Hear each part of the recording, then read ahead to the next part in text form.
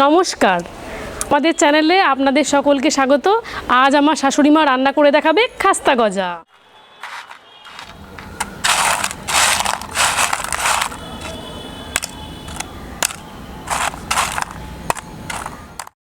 মেলায় গেলে বা মিষ্টির দোকানে এই আঙুল গজা কিন্তু সবার পছন্দের তালিকায়। তাই এবার বাড়িতেই খুব সহজে বানিয়ে ফেলুন এই আঙুল খাস্তা গজা। চলুন তাহলে বানিয়ে ফেলি।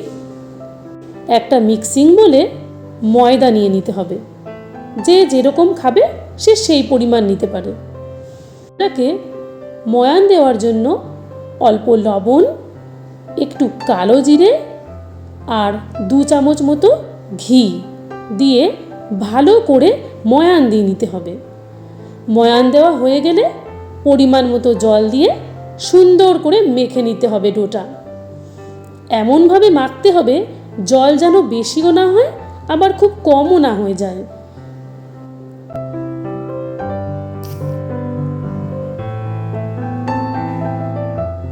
ঠিক যেভাবে আমার শাশুড়ি মা ভিডিওতে মেখে দেখাচ্ছে, একটা বেলনির ওপরে মথে নিচ্ছে, সেভাবেই মথে নিতে হবে।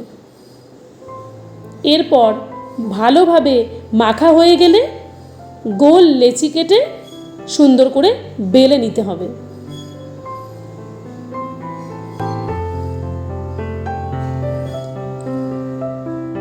এমন করে বেলতে হবে যেন খুব পাতলা না হয়ে যায়। ঠিক ভিডিওতে যেমন দেখা যাচ্ছে তেমন করে বেলে নিলেই হবে। এরপর একটা ছুরির সাহায্যে লম্বা লম্বা আকারে কেটে নিতে হবে। লম্বা লম্বা করে কাটার পর মাঝখান থেকে আরও একটা করে ফালি দিয়ে 2 ভাগ করে নিতে হবে।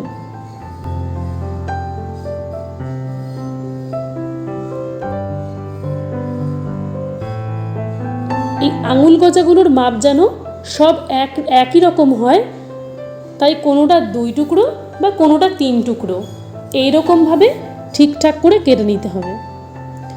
আবারও একটা লেচি গোল করে বেলনিতে তেল মাখিয়ে সুন্দর করে বেলে নিয়ে চাকুর সাহায্যে কেটে প্লেটে তুলে রাখতে হবে। এবার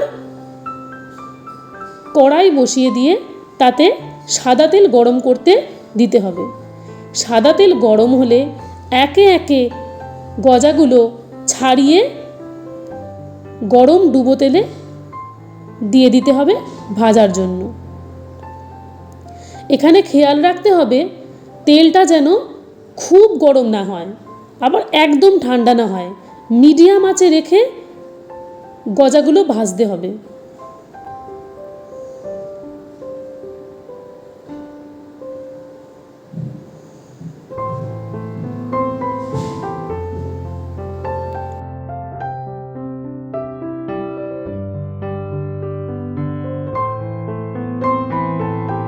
মিডিয়াম আঁচে রেখে গজাগুলো সুন্দর লাল লাল করে ভেজে নিতে হবে, যেন ভেতর পর্যন্ত ভালোভাবে ভাজা হয়।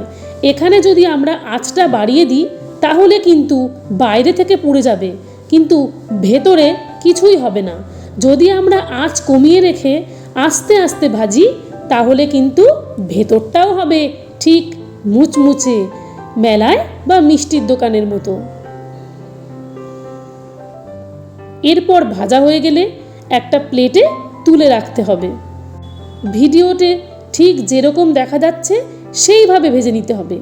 এর থেকে বেশি লাল করলেও চলবে না, তাহলে কিন্তু পুড়ে যাবে।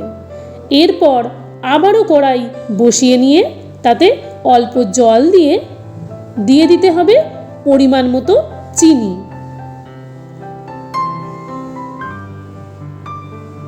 এখানে জলের পরিমাণটা কম রাখতে হবে।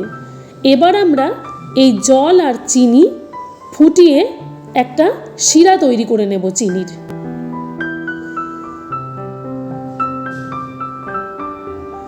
ঠিক এইভাবে চিনির শিরাটা সাদা হয়ে ফুটতে থাকবে।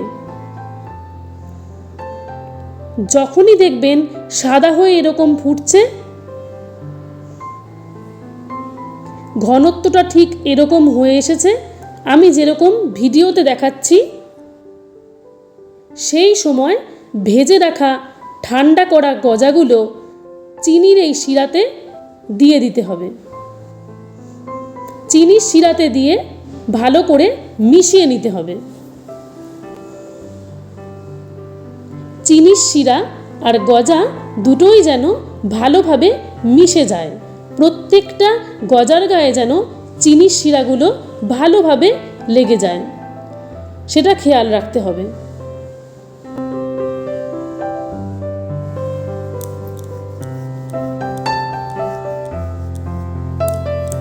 চিনির শিরা গজার গায়ে লেগে গেলেই তৈরি হয়ে গেল আমাদের গরম গরম খাস্তা আঙুল গজা।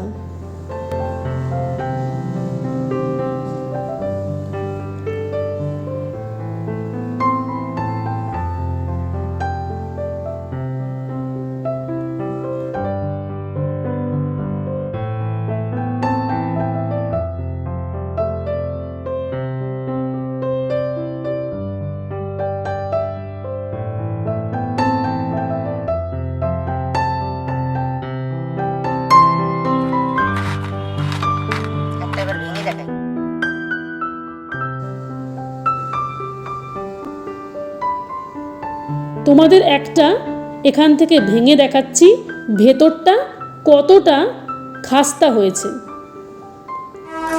এবার আমি খেয়েও দেখাচ্ছি, অসাধারণ হয়েছে খেতে। তাহলে দেখলেন তো কত সহজেই বাড়িতে খাস্তা গজা বানানো যায়। তাহলে আজ এ পর্যন্তই, আবারও আসছি পরবর্তী কোনো রেসিপি নিয়ে।